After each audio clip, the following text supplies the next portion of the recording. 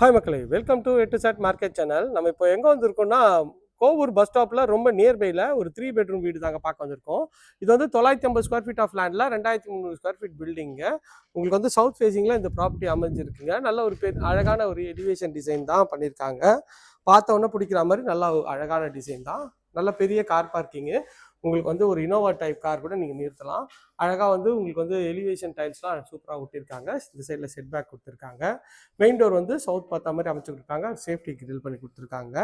உள்ளே வந்தீங்கன்னா இந்த சைடில் லெஃப்ட்டில் வந்து ஒரு காமன் ரெஸ்ட் ரூம்ங்க. ரெஸ்ட் ரூம் பார்க்கறதுக்கு நல்லா அழகாகவே இருக்குது. ஸோ இது அண்டர் கன்ஸ்ட்ரக்ஷன் வீடு தாங்க.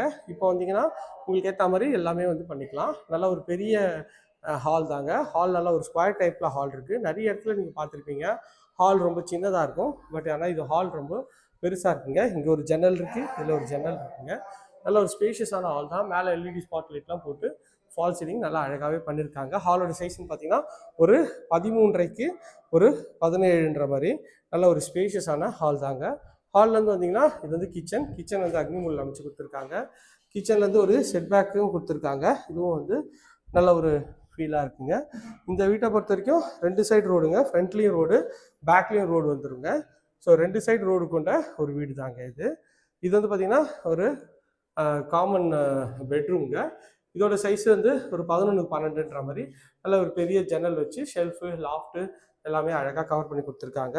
நல்ல ஒரு ஸ்பேஷியஸான ஒரு ஹால், பெட்ரூம், கிச்சன் பார்த்துட்டோம். வாங்க மாடிக்கு போயிட்டு மாடியில் இருக்க பெட்ரூம்ஸ் பார்த்துலாம். நல்ல அகலமான ஸ்டெப்ஸ் வச்சு சைடில் வந்து எல்இடி ஸ்பாட்லைட் பண்ணியிருக்காங்க. இதுவும் பார்க்கறதுக்கு நல்லா அழகாகவே இருக்குங்க. மேலே வந்தீங்கன்னா மேலே வந்து ஒரு லாபி ஏரியா வரும். லாபி ஏரியா வந்து பார்த்திங்கன்னா இங்கேயும் வந்து ஸ்பாட்லைட் அழகாக பண்ணியிருக்காங்க.